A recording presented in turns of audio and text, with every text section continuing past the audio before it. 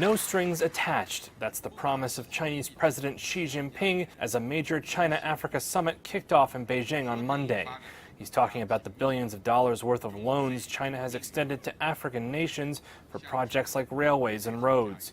And later in the day, he pledged tens of billions of dollars in new financial aid. Xi said China's investment comes with no political obligations.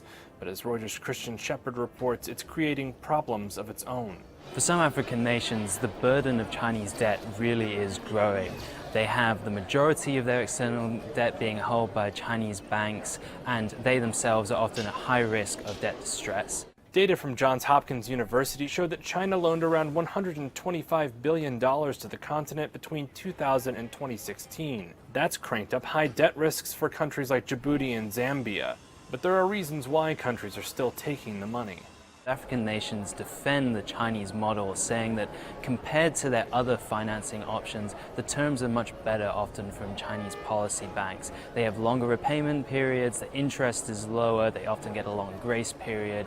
It just makes more sense. And also they say that when it actually comes to giving out the loans, China is just more willing than other partners in Europe or in North America. Chinese state media has angrily rejected claims of debt traps in Africa, accusing critics in the West of being jealous of China's prominent role in the continent.